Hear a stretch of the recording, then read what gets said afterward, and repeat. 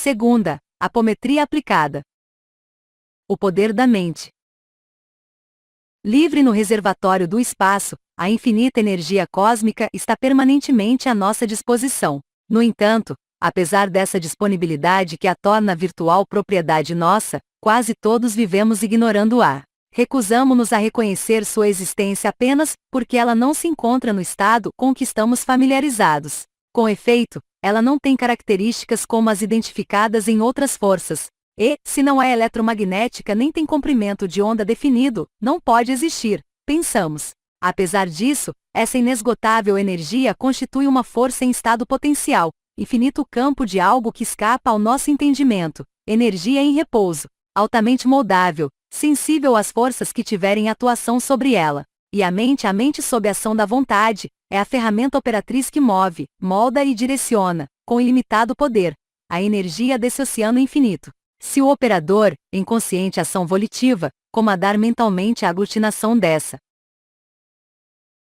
energia, chegará o momento em que há de acontecer um acúmulo ou intensificação dessa potencialidade, com geração de um estado de desequilíbrio em relação ao meio, e a energia estará pronta para ser projetada, moldada ou manipulada da forma que bem se desejar, de modo a amar coisas.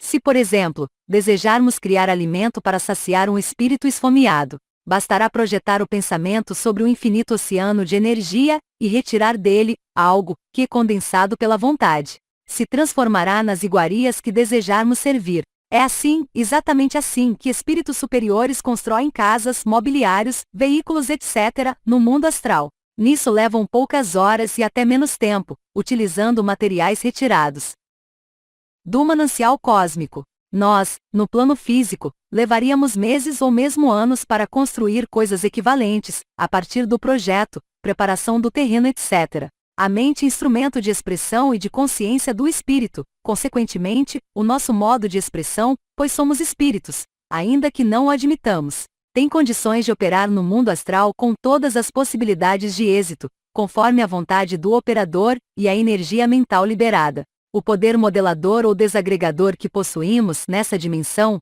assemelhar-se ao que temos sobre o mundo físico, enquanto encarnados. Assim atuamos neste mundo que nos rodeia transformando-o à nossa vontade. Modelamos, criamos, construímos, destruímos dentro de nossas atuais condições físicas, volitivas, ambientais e energéticas. Mas observemos que todas as nossas realizações têm origem na mente. Tudo é sempre, antes, fruto de nossa imaginação, e se concretiza por ato de vontade.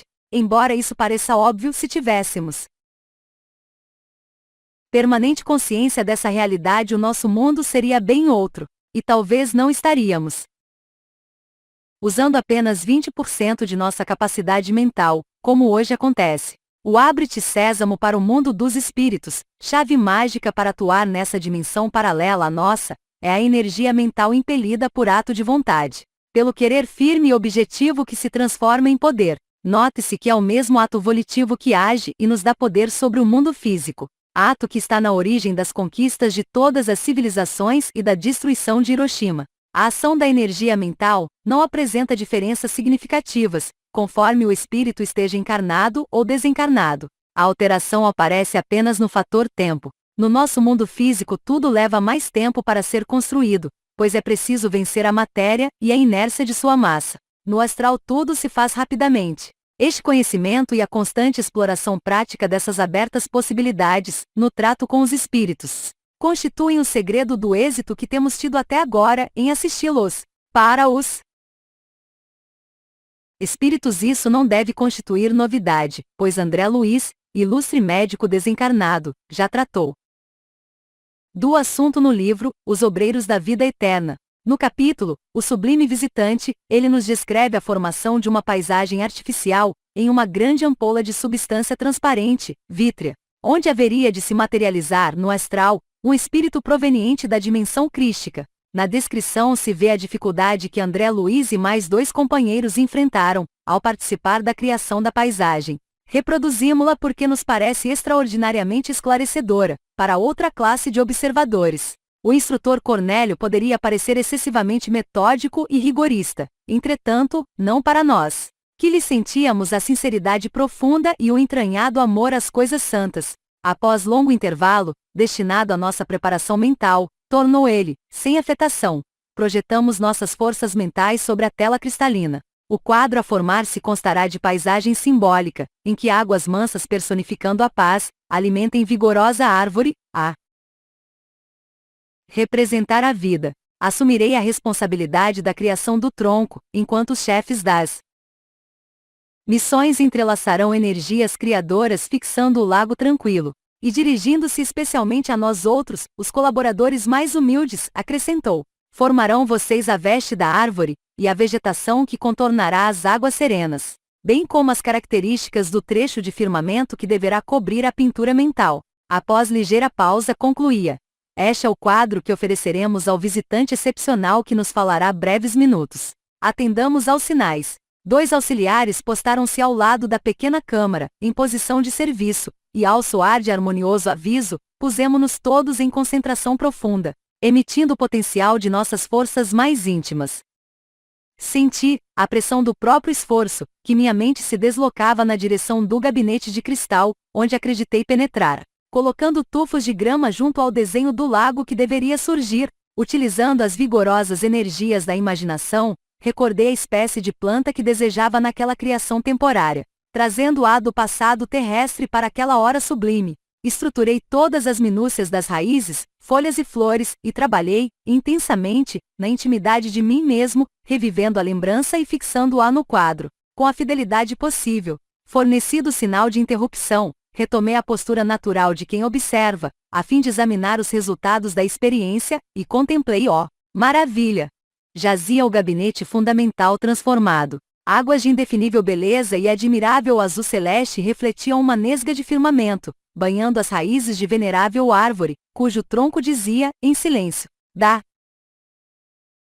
própria grandiosidade. Miniaturas prodigiosas de cúmulos e nimbos estacionavam no céu, parecendo pairar muito longe de nós. As bordas do lago, contudo, figuravam-se quase nuas e os galhos do tronco apresentavam-se vestidos escassamente. O instrutor, Celery, retomou a palavra e dirigiu-se a nós com firmeza: meus amigos, a vossa obrigação não foi integralmente cumprida. Atentai para os detalhes incompletos e exteriorizai vosso poder dentro da eficiência necessária. Tendes, ainda, 15 minutos para terminar a obra. Entendemos, sem maiores explicações, o que desejava ele dizer e concentramo-nos, de novo, para consolidar as minudências de que deveria revestir-se a paisagem. Procurei imprimir mais energia à minha criação mental, e com mais presteza, busquei colocar as flores pequeninas nas ramagens humildes, recordando as minhas funções de jardineiro, no amado lar que havia deixado na terra. Orei. Pedi a Jesus me ensinasse a cumprir o dever dos que desejavam a bênção ao seu divino amor naquele santuário, e quando a notificação soou, novamente confesso que chorei. 2. Contagem, energia e impulsos. Em nossos trabalhos na Casa do Jardim, já habituamos a manejar grandes quantidades da indiferenciada matéria-prima do manancial cósmico, em benefício de espíritos enfermos. Criamos, por exemplo, roupas limpas para espíritos maltrapilhos, oferecemos às turbas famintas grandes mesas repletas de alimentos. Também com essas energias, tratamos as repugnantes chagas de espíritos que, desencarnados em estado deplorável, ainda conservam as mazelas que portavam quando encarnados, em virtude da escassa evolução espiritual, aliada à ignorância das coisas do espírito. A energia livre no cosmos é extremamente plástica, se condensa e se aglutina em obediência a uma vontade firme e experimentada. A aglutinação se faz paulatinamente, ao compasso de contagem, cada número pronunciado é pulso energético destinado a produzir um segmento do que se pretende criar. Assim, avançando a contagem, 1, 2, 3, 4, 5, pausadamente. E parte por parte se chega ao resultado final, que costuma ser assombroso, de tão rápido, ao fim da contagem, ou seja, dos pulsos formadores, vemos criado aquilo que queremos. Em poucos segundos, um máximo de 15, reconstituímos um braço ou membro que tenha sido amputado em acidente ou por outra causa, e do qual o paciente desencarnado ainda sofre dores atrozes. Ao fim da contagem, em que mentalizamos fortemente a reconstrução da parte lesada, pedimos ao espírito que a apalpe. Para surpresa dele, o membro se encontra no lugar e perfeitamente são. Reside aí, acreditamos, um dos pontos altos dessa técnica. Embora os surpreendentes efeitos, não se poderá taxar de fábula este relato deles, pois os vimos obtendo há mais de 20 anos. Desses resultados temos testemunhas que não são apenas os impalpáveis espíritos, agradecidos e admirados pelas espantosas dádivas caídas literalmente do céu. Há também os médiuns que testemunham os êxitos dessas criações no plano astral, até porque delas participam, e, naturalmente, os pacientes encarnados. Não há mistérios nessa forma de operar energias mentais e cósmicas, nem deve haver. A contagem apenas cadencia o fluxo dos impulsos ou pulsos energéticos, não há mística em torno do número 7, nem no tom de voz, nos aros ou gestos do operador. Descarte-se qualquer ideia de ritual, ou de ritualização do ato volitivo. Trata-se de um simples e amoroso querer alicerçado na certeza de que o que se quer será obtido ou realizado. Em todos os faros, vimos fenômenos. Fenômenos que por isso mesmo, obedecem a leis bem definidas, tanto que podemos estabelecer o enunciado da maioria delas. 3. Vantagens da técnica apométrica. Vista sob enfoque científico, a técnica se apresenta basicamente simples. Tão transparentemente simples que para ela pedimos a atenção dos milhares de trabalhadores que servem às sessões de caridade, em centros espíritas. Geralmente nessas sessões, se pretende tratar dos obsessores apenas através da dialética. Intenta-se mostrar ao espírito incorporado que ele não está mais de posse do corpo físico. Procura-se convencê-lo de que, agora, ele deve viver como espírito, em ambiente de espíritos. No afã caridoso de consolar, busca-se convencê-lo de que a dor é uma ilusão. Entre outras balelas, chega-se a afirmar ao sofredor que espírito não tem corpo. Examinemos as reações desses pobres coitados, comparando-as às nossas. Que importância, por exemplo, teriam para nós explicações de que a matéria não existe, que ela é constituída de energia pura, se estivermos sofrendo as terríveis dores de uma horrível queimadura? É claro que, antes das verdades da física, e até para poder compreendê-las, precisaremos de quem alivie nossas dores. Claro está que é disto também que necessitam os espíritos sofredores, necessidade premente e imediata, que de modo algum é atendida pela dialética ingênua, ainda que bem intencionada. Ao ouvirem a afirmação de que espírito não tem corpo, isso lhes há de soar falso, quase um escárnio. Para eles o corpo astral é tão palpável quanto para nós o físico. Por todos os benefícios, usos e vantagens da apometria, conviria que a utilização de suas técnicas se multiplicassem de modo a abranger o máximo possível de trabalhadores espirituais, ou pelo menos, todos os que tivessem condições de aplicá-las. Sabemos que são muitos, e por experiência sabemos que a aplicação só será complexa se os candidatos a operadores, por despreparo interior, agirem como aprendizes de feiticeiro, e caírem nas velhas armadilhas da vaidade. Este livro oferece a todos tudo quanto aprendemos. E isso, não apenas por nós interesse em servir, mas também por determinação de nossos mentores espirituais. Na Casa do Jardim, já há dezenas de anos curamos, pela apometria, grandes levas de espíritos estropiados, maltrapilhos, esgotados. Verdadeiros esqueletos errantes, trazidos para que recebam as energias vitais de que necessitam. Nós, todos os participantes dos trabalhos, as fornecemos em catadupas, curando, aliviando-lhes as dores. Há também, como já dissemos, aqueles que se atiram vorazes e sedentos às mesas repletas de alimentos, bendizendo a aventura inesperada que estão tendo.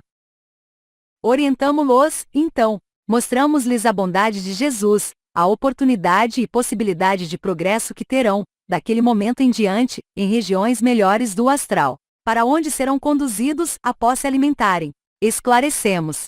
Damos-lhes a luz da Boa Nova, e eles a seguem. Dessa maneira, com os benefícios assim palpáveis para eles, a chamada doutrinação adquire força contundente, pois nossas palavras apenas reforçam os positivos efeitos que eles sentem. Facilmente por isso, se deixam conduzir em massa, sobre esteiras rolantes, para serem instalados em grandes construções de colônias astrais especializadas na recuperação de entidades desse tipo. Note-se que o trabalho é enormemente facilitado, porque os médiuns estão desdobrados apometricamente.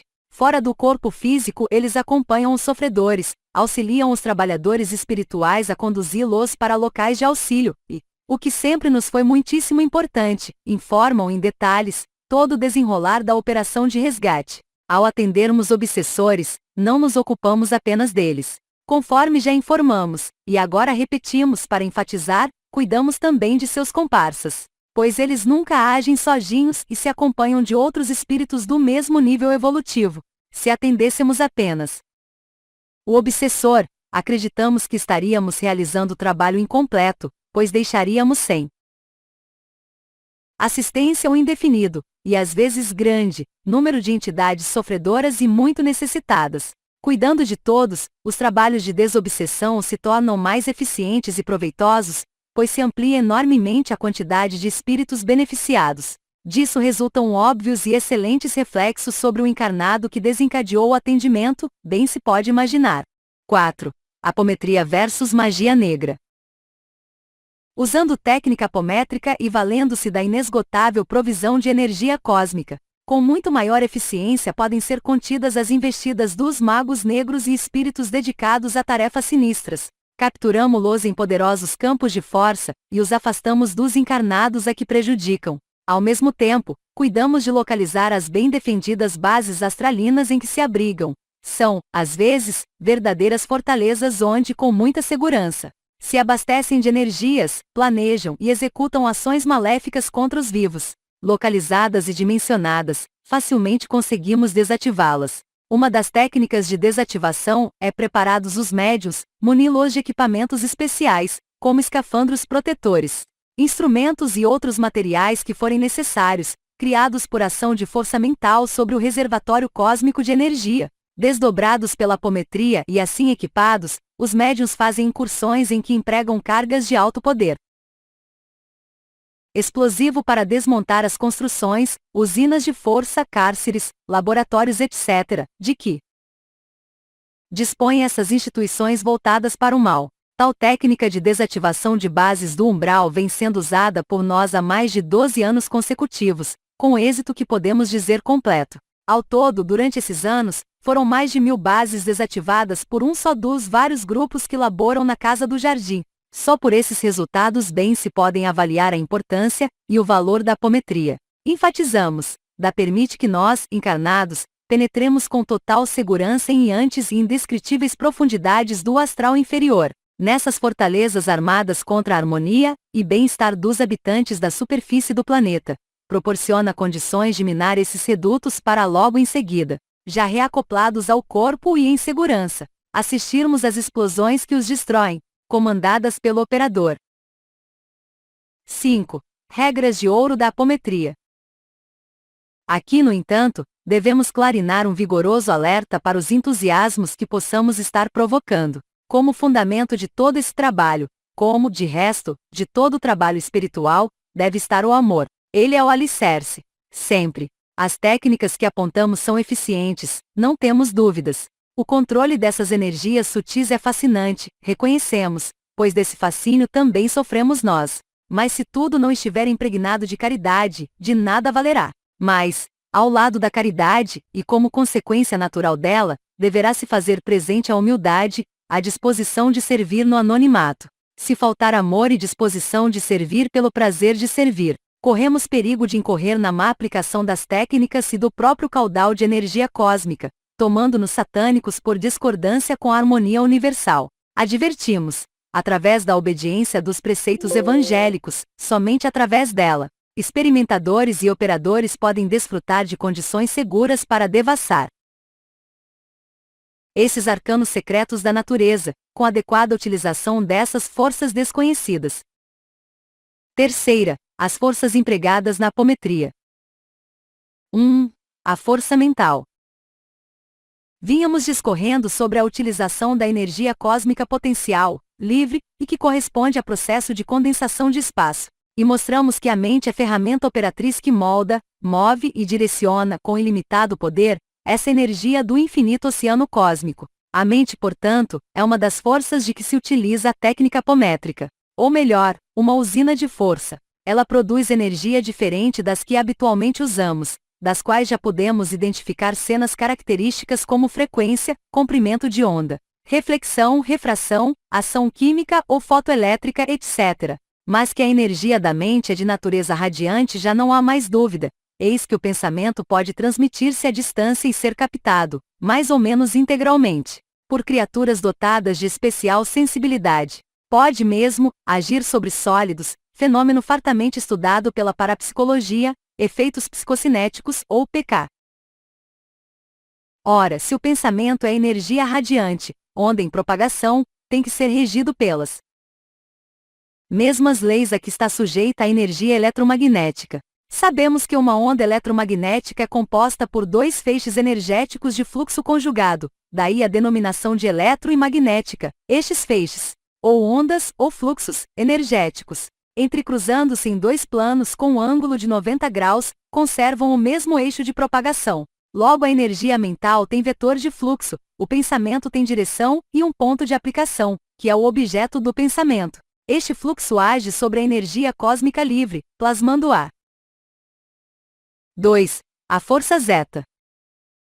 Mas além dessas energias, a cósmica e a mental, tão sutis que são compatíveis com campos ou dimensões espirituais, principalmente o astral, há uma outra, tão sutil e importante quanto aquelas, atuando nesses trabalhos de apometria.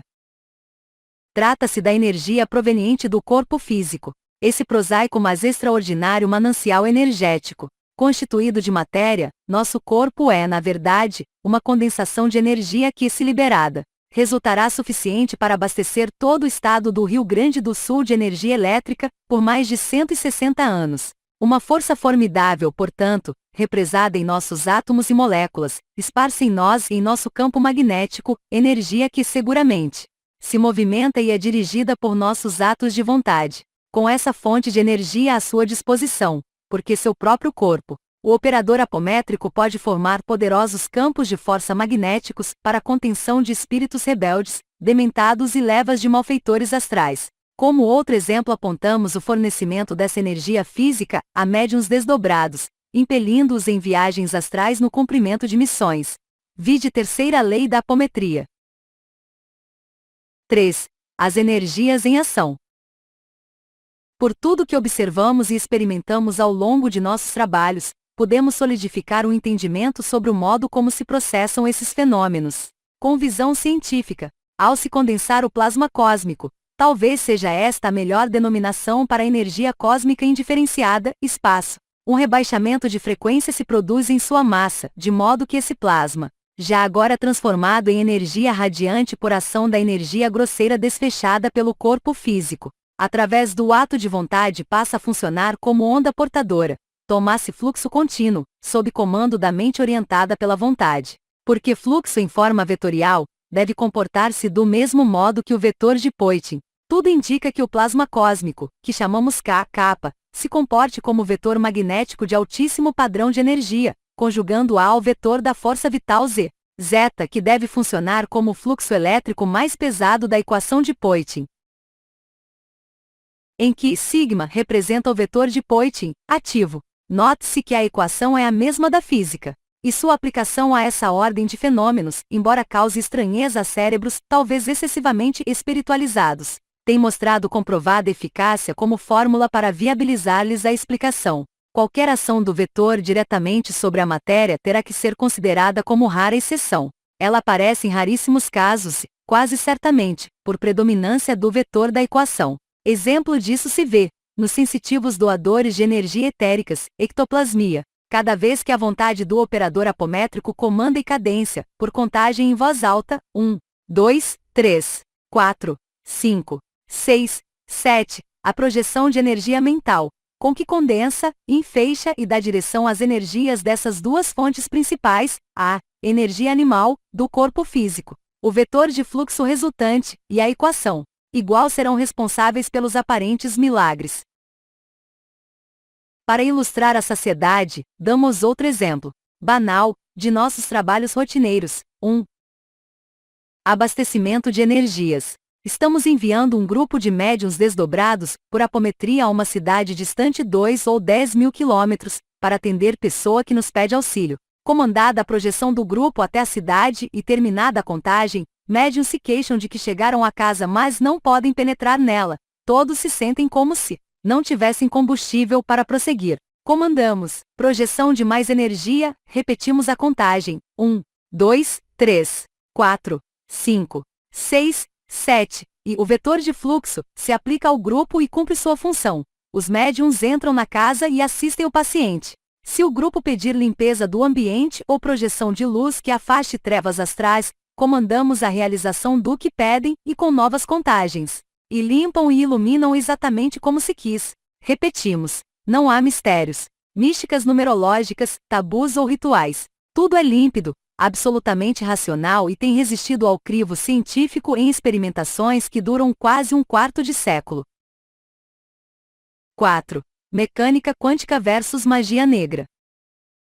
Para que se vejam bem limpidamente as razões de nossa convicção, e como a teoria é confirmada pela prática, relatamos outro caso, dentre milhares já atendidos. Fins de 1984. Na Casa do Jardim, do Hospital Espírita de Porto Alegre, durante exaustivo atendimento de numerosas pessoas enfermas, nos defrontamos com o obsessor que ostenta as terríveis características de mago negro. Não manifesta violência nem aparenta ódio. Sorri, seguro de seu poder, com serenidade de quem se presume antecipadamente vencedor. Ante tais reações, a experiência já nos faz prever que temos pela frente um maior e mais trabalhoso desafio à nossa capacidade de servir. Esses espíritos, magos negros, conseguem acumular grande conhecimento sobre magia e suas técnicas, das quais demonstram ter incrível experiência. Às vezes são mestres também na arte de torturar criaturas, além de conhecerem a fundo física transcendental, e sobretudo magnetismo. Não é despropositado, portanto, o ar de superioridade, o jeito polido e calmo com que zombam de quem os desafie. De fato são temíveis. Dificilmente são contidos, pois se protegem com os mais diversos recursos que podem ser sofisticados campos de força, amuletos sagrados obtidos por ocasião de iniciações em templos, em épocas passadas, e que eles continuam usando no astral. Ou mesmo gigantescas usinas atômicas, isso mesmo, atômicas, de suas bem montadas bases do astral inferior, guardadas por inimagináveis séquitos de guardas e auxiliares. Como costumam conhecer, profundamente, avançadas técnicas de manipulação de energias vitais humanas, são, também por isso, sobremaneira perigosos. Uma vez incorporados, vão sugando energias vitais do médium, enquanto falam. Isso nos obriga a redobrar a atenção para modificações, mesmo as menos perceptíveis e mais sutis que o médium apresente, como fraquezas súbitas e leves mal-estares. Com magos negros, nosso procedimento tem que ser direto, muito objetivo. Prolongar a dialética com eles, mesmo a mais amorável, só faz com que riam e mofem de tal ingenuidade como se pode observar em sessões kardecistas. Para anulá-las é preciso que eles tenham anulado a iniciação recebida, o que equivale a uma desiniciação, desativando-se os poderes magnéticos de que se tomaram portadores e dos quais vêm abusando desenfreadamente, ao longo, não raro, de alguns milênios. O procedimento normal e correto é conduzi-los imediatamente ao passado, aos templos onde receberam iniciação, e de lá retirar, destruindo em seguida todos os objetos de culto que lhes serviram para a obtenção dos poderes, cálices de óleos sagrados, facas de sacrifício, orações, registros de seus nomes no templo, além de braceletes, cetros, anéis, amuletos, tudo enfim que contribui ou de que eles se utilizaram no exercício de um sacerdócio que não honraram mais, porque se puseram a serviço do mal. Mas voltemos àquela manhã de 1984, quando aprendemos um modo ainda mais objetivo de lidar com eles. O mago sorri diante de nós, transbordante de confiança. Resiste a tudo. Comandamos um campo de força, para paralisá-lo. Outro, mais forte. Mas nada o limita, nada o aprisiona. Parecendo adivinhar nosso propósito, ele antecipa um gesto, e desafia nossas projeções magnéticas. Estamos nessa dificuldade quando vovó Joaquina, espírito extraordinário em sabedoria e amor, que se apresenta na roupagem de preta velha, incorpora em uma das médiuns e diz, com jeito de quem deseja auxiliar: meus enfio, tu sabe o que é espinho? Ficamos sem entender direito. Ela fala de espinho, é provável. Mas que espinho? E por quê? Nem nos passa pela cabeça que vovó esteja se referindo ao número quântico spin. Mas ela repete a pergunta, bem claramente. Tu não estudou isso? Admirados, começamos a entender. Respondemos que sim, que conhecemos perfeitamente o que é spin.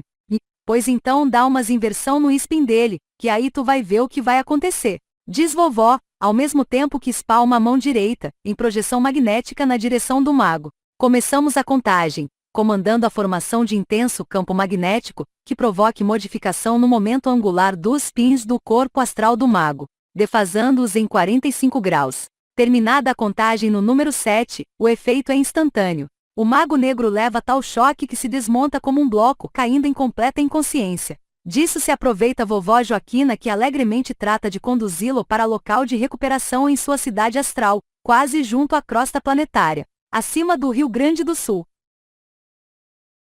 Este caso é bem um exemplo de que conhecimentos e leis de física e mecânica quântica se aplicam tanto à dimensão física quanto à astral, mutatis mutandis.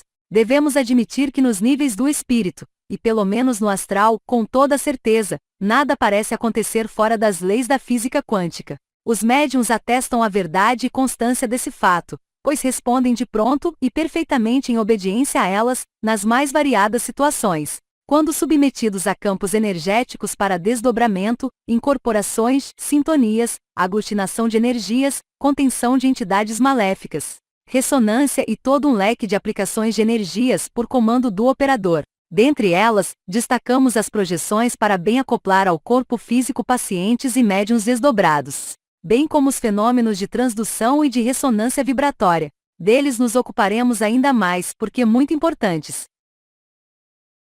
Quarta, apometria e sistemas oscilantes espirituais. 1. Acoplamento. Acoplamento em física é a ligação de sistemas mecânicos, elétricos, ópticos, etc., em que a transferência de energia de um para o outro tem importância toda especial quando se realiza entre sistemas oscilantes, como acontece na eletrônica e nos aparelhos de transmissão de energia eletromagnética.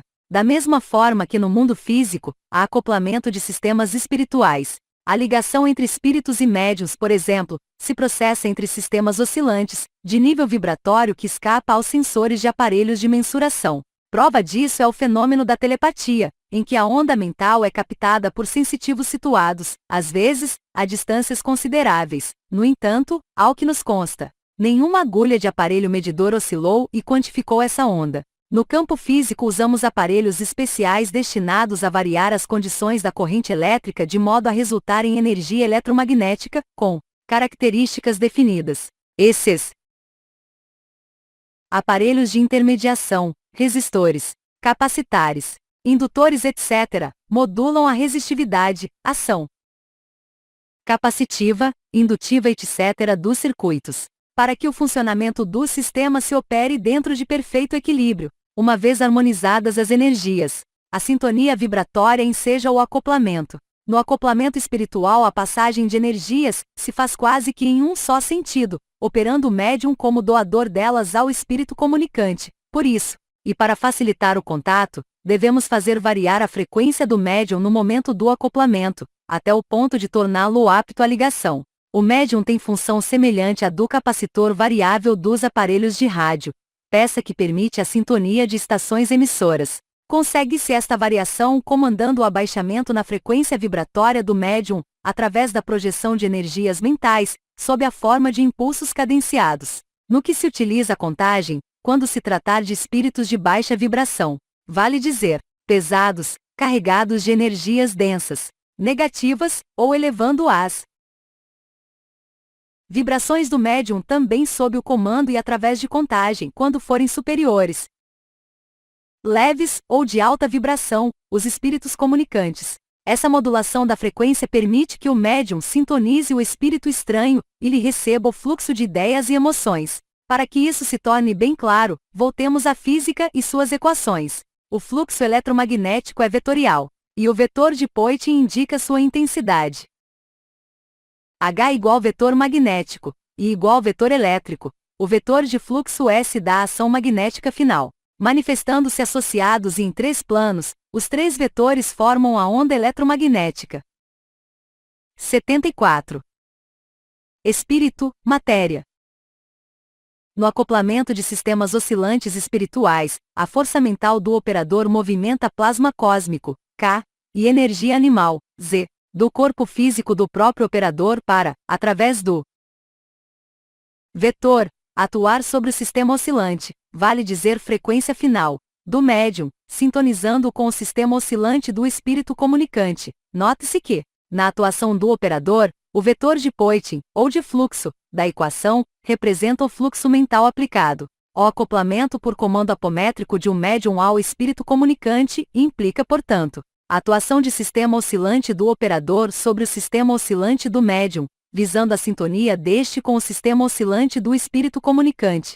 Por tudo que observamos ao longo de decênios de investigação, temos razões para suspeitar de que, ao aplicar energias com o objetivo de variar a frequência, quer do espírito encarnado como do desencarnado, estejamos na realidade ordenando os momentos angulares dos spins atômicos, se não de todo o corpo astral, pelo menos de suas emissões neuroniais. O somatório dessas diminutas energias individuais forma a energia do fluxo eletromagnético de um campo dessa natureza. Apesar do estudo, pesquisa e experimentação durante tantos anos, nosso interesse em conhecer todos os detalhes técnicos de um perfeito acoplamento ainda não se esgotou. Pelo contrário, tem se ampliado. Como a apometria implica fenômenos de desdobramento ou bilocação, a volta ao corpo físico faz parte da rotina de nossos trabalhos, estágio final de cada sessão. Nosso cuidado com a saúde, com as condições físicas e espirituais dos médiuns, naturalmente nos compele a tudo aprender para que essa volta, e o acoplamento ao corpo físico, sejam sempre rápidos e perfeitos. Há, além disso, a necessidade constante de observar e aprimorar a técnica de acoplamento de espíritos comunicantes aos médiuns, pois se trata de manipulação de fenômeno com múltiplas e naturais sutilezas, em que se chega ao ajustamento sintoníco das frequências, do comunicante e do médium, por ressonância vibratória. 2. Ressonância vibratória. Ressonância, em física, é o fenômeno que ocorre quando um sistema oscilante, mecânico, elétrico, acústico, etc., é excitado por agente externo periódico, com frequência idêntica à frequência fundamental do receptor, ou a uma de suas frequências harmônicas. Nestas circunstâncias, há uma transferência fácil de energia da fonte externa para o sistema, com oscilações que podem ter amplitude muito grande. Se não houver amortecimento da onda, a amplitude pode atingir, em princípio, qualquer valor, por maior que seja, nos casos práticos, o amortecimento da onda, por dissipação de energia, a limita. Já a transferência de energia de um campo eletromagnético para um sistema atômico, condutor material, em presença de um campo magnético, pode ocorrer pela absorção da energia do sistema indutor, pelos núcleos ou pelos elétrons orbitais do sistema receptor. É a ressonância magnética. Frequência Ni. Igual número de ciclos por segundo, ciclo igual sinusoide completa comprimento de onda igual trajeto percorrido por uma energia oscilante em movimento igual lambda. No campo espiritual, ressonância é a transferência de energia de um sistema radiante, indutor, para outro sistema radiante, receptor, que tenham frequências sintonicas. É um fenômeno mental. A energia do pensamento do espírito emissor, encarnado ou desencarnado, é captada e absorvida pela energia mental do espírito receptor, esteja encarnado ou desencarnado. Esta transferência energética faz com que o receptor sofra influência da energia vinda de fora. Seu estado mental varia para melhor ou para pior, sua frequência fundamental se eleva ou se rebaixa segundo as características do influxo indutor. Se rebaixada a frequência, o receptor haverá de se sentir mal, e conforme o estado de desarmonia que o abaixamento provocar, poderá até adoecer. Há nisso gradação, conforme a potência do influxo indutor, desde a sensação de cansaço para de peso nos membros, na cabeça, evoluindo para mal-estar geral, náusea, até atingir o estado mórbido declarado. Quando o influxo deva à frequência fundamental do receptor, dá-se o contrário.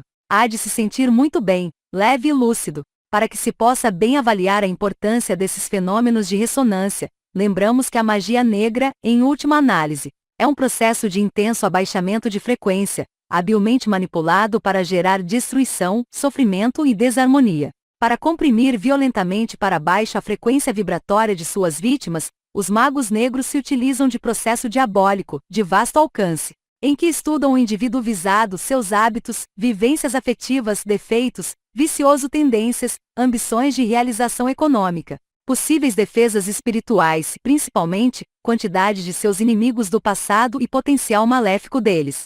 Um outro tipo de ressonância costuma gerar síndrome psicopatológica perfeitamente definida, a que damos o nome de síndrome de ressonância com o passado, com sintomatologia, patologia, terapêutica e prognóstico bem definidos. Abordamos o fenômeno em detalhes no capítulo Ressonância com o Passado, segunda parte.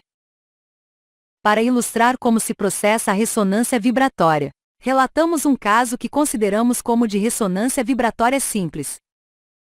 Paciente, I.N., sexo feminino, branca, casada, de 36 anos, enfermeira. Religião, protestante. Biótipo, ectomesomórfico. Em 1975, a paciente, enfermeira, procura a casa do jardim, porque sofre de síndrome alérgica estranha e rebelde. Intensas crises alérgicas surgem subitamente com grande hipersensibilidade da pele e erupções discretas, seguidas de prurido intenso, terminando por deixar manchas arroxeadas aparentemente indeléveis e generalizadas. Dias depois, as manchas desaparecem também de repente, mesmo sem terapêutica.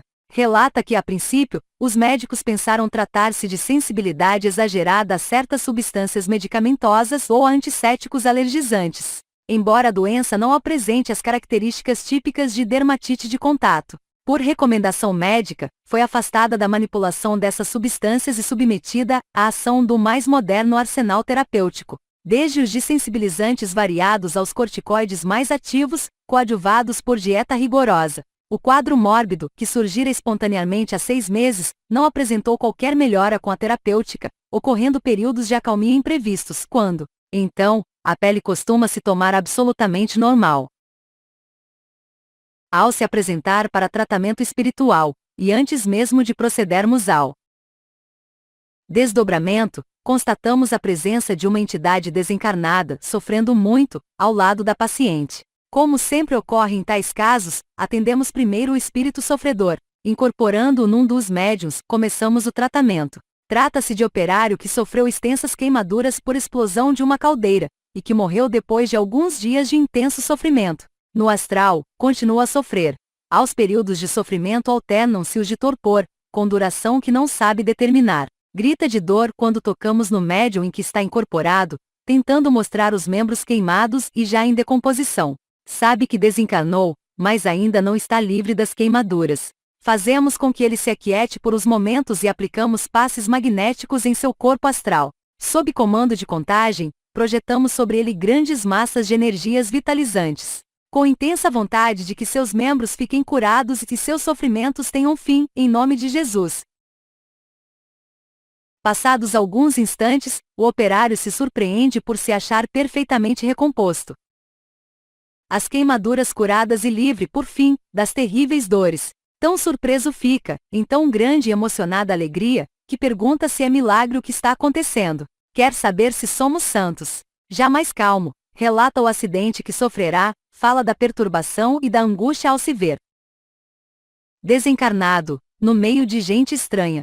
Na erraticidade, era enxotado de todos os lugares pelos outros espíritos, por causa do seu aspecto repelente e do mau cheiro que exalava. Profundamente esgotado e desanimado, aproximou-se do hospital em que a enfermeira, I.N. trabalhava. Desejava ser socorrido, mas se viu frustrado. Foi corrido por outros espíritos, que se apoderavam de camas vazias e nelas se acomodavam. Foi então que, por acaso, viu a enfermeira N em seu trabalho rotineiro, tratando dos enfermos. Aproximou-se dela, esperando receber também algum socorro, um curativo que minorasse seus sofrimentos e ardências.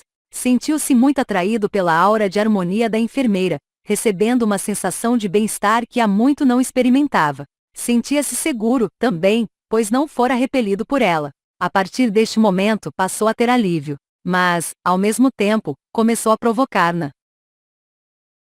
amiga encarnada uma erupção na superfície do corpo. Iniciava-se a alergia que, com o tempo, evoluiria para o quadro mórbido de enfermidade da pele, rebelde a todo o tratamento. Como a causa da moléstia não se encontra no campo físico, resiste a todos os tratamentos médicos. Trata-se de processo de ressonância vibratória. Tudo que o espírito doente sofre, passa por uma espécie de filtragem lenta, para o corpo físico da enfermeira, o mal se acentuando à medida que o tempo passa. Com os laços de imantação cada vez mais fortes, energias desarmônicas uma vez mais intensas passam para o corpo dela. Como sempre costumamos fazer, tratamos o espírito com todo carinho. Curado e em paz, removemo-lo para o Hospital Amor e Caridade, instituição do astral que dá cobertura aos nossos trabalhos de assistência a enfermos encarnados e desencarnados. Enquanto atendíamos o espírito, médicos do mundo espiritual procediam ao tratamento do corpo astral da enfermeira, desdobrada pela apometria e conduzida ao mesmo hospital. As chagas do organismo astral dela passaram para seu corpo somático, como sempre acontece nesses processos de evolução lenta. Discussão do caso. Caso típico de indução espiritual por ressonância vibratória. O espírito enfermo não desejava, de forma alguma, prejudicar a paciente. Perturbou-a pelo contato magnético íntimo prolongado, e por se achar gravemente enfermo. Além disso, sendo a paciente uma sensitiva, recebeu de modo mais fácil e intenso a vibração desarmônica, tomando-se enferma, e cada vez pior, à medida que o tempo consolidava os laços de imantação. Removido o alérgeno espiritual, a recuperação se deu em pouco tempo, apenas o necessário para o organismo físico eliminar as toxinas irritantes. Tempo de tratamento: 30 minutos. Número de atendimentos: um único. Observação: curada em um mês. V. Nós, os mediadores. O operador encarnado atrai energias cósmicas K, manipula-as, isto é, aglutina e condensa, e, misturando-as às energias vitais de seu próprio corpo, Z, transforma as frequências vibratórias delas em uma massa magnética de energias assimiláveis pela baixa frequência dos espíritos enfermos. Finalmente, projeta essa massa sobre os necessitados do plano astral, aliviando-lhes as dores ou mesmo curando-os. Assim agindo, o operador funciona como transdutor, recebe, transforma e projeta energias. Transdutor, FIS. Em Novo Dicionário Aurélio, primeira edição, 11ª impressão. Qualquer dispositivo capaz de transformar um tipo de sinal em outro tipo, com o objetivo de transformar uma forma de energia em outra, possibilitar o controle de um fenômeno, realizar uma medição, etc. Mas esse operador é também um modulador, pois modifica as energias atraídas, ao misturá-las com as de seu próprio corpo, rebaixadas em sua frequência original, mas de fluxo intensificado, como se passasse por transformador, de alta para baixa tensão. Ficam em condições de atuar nas frequências do plano astral, e nos espíritos sofredores, que ainda vivem presos a sofrimentos e enfermidades. Modulação, FIS. Em Novo Dicionário Aurélio, primeira edição, 11ª impressão. Processo em que a uma variável característica de um fenômeno periódico é atribuída a uma variação determinada por outros destes fenômenos. Como se vê, conhecer e bem aplicar princípios de física constitui um imperativo do trabalho espiritual. O tratamento de nossos irmãos desencarnados perde nebulosidades místicas para se transformar em ciência exata, pois que imutáveis as leis que regem os fenômenos. Tudo se resume em ter condições de intervir nas energias livres do cosmo, para aglutiná-las, transformá-las e corretamente aplicá-las nos enfermos do astral. Misterioso na aparência, ou mesmo milagroso, o processo da manipulação mental dessas energias é, no entanto, bastante simples. O êxito depende fundamentalmente do amor, desejo intenso, espontâneo e desinteressado de servir ao próximo. Amor límpido, que leve o operador a se dedicar à prática sistemática da mobilização desses fluxos de energias curativas, para o bem de muitos. Nunca é demais repetir: o amor tudo pode no mundo maior. Armados de amor, e com sincero desejo de harmonizar, curar, iluminar e elevar o próximo, basta contar em voz alta. Geralmente de 1 a 7, imaginando a aglutinação das energias em grandes flocos alvos como algodão, muito alvos, invisivelmente espalhados no espaço. À medida que a contagem progride, imaginamo-los mais e mais densos, mais maleáveis. Ao vocalizarmos o número final, projetamos essas massas ativas sobre os enfermos astrais, sem que, para tanto, precisemos vê-los. Os resultados, todos os experimentadores notarão, são sempre espetaculares. Em instantes, os espíritos começam a manifestar-se pasmados e satisfeitos pela cura ou bem-estar que receberam como que por encanto. 1. A cura de enfermidades físicas. Em princípio, o mesmo processo pode ser aplicado em pessoas vivas, com idênticos resultados. Jesus é o exemplo. Ele curou doentes de variados tipos, deixando marcos de luz a serem imitados. E não foi somente ele que fez isso. Seus seguidores mais próximos, pela ardente vivência do amor, expulsaram demônios, deram visão aos cegos e fizeram erguerem-se os paralíticos. Temos convicção de que o processo é o mesmo. As leis, as mesmas. No entanto, ao tentar aplicá-las em encarnados, os resultados costumam ser decepcionantes. Nem de longe se comparam aos efeitos da contagem com projeção de energia sobre desencarnados. Qual a razão disso? Se o êxito é tanto, e certo, quando jorramos catadupas de forças curativas sobre doentes do astral, por que não conseguimos cicatrizar ou sequer melhorar um ferimento físico? Ora, se as curas físicas foram praticadas por servidores de Cristo em todas as épocas, parece elementar que elas devam ser repetidas. Pelo que podemos notar, a dificuldade está na própria matéria, que opõe condições energéticas intransponíveis. Todo operador, desde que munido de amor, boa vontade e treino mental, pode curar espíritos. Mas corpos físicos não. A densa constituição da matéria desafia o potencial energético de nossas mentes. É preciso não perder de vista, no entanto, que o milagre permanece possível, pois depende do correto equacionamento da utilização de energias que já vimos serem palpáveis. Tudo depende da solução de um problema de física. Se tivermos força mental suficientemente intensa para moldar energias a nível de densidade material, se conseguimos interferir na coesão molecular a ponto de a matéria se tornar plástica e moldável à nossa vontade, estaremos em condições de realizar os mesmos prodígios do Divino Mestre. Tal energia mental não haverá de ser essa, meramente, intelectual, que tantos usam e da qual frequentemente abusam, por mais brilhante e lúcida que seja. Não, a frequência tem que ser outra. Emanação divina, só pode ser a força que se irradia naturalmente dos seres de elevada evolução, que já não estão presos a interesses mundanos e individualistas. Como dizia Jesus, essas criaturas são deuses, co-criadores da obra divina. Virá o dia, temos certeza, em que uma purificada humanidade, radiosa de amor e mentalmente poderosa, saberá agir sobre a coesão das moléculas e operar a harmonização completa de corpos físicos. E uma questão de tempo, apenas. Conhecidas as leis que balizam o caminho, trilhá-lo dependerá apenas do amor, amor sob vontade, e do primeiro passo,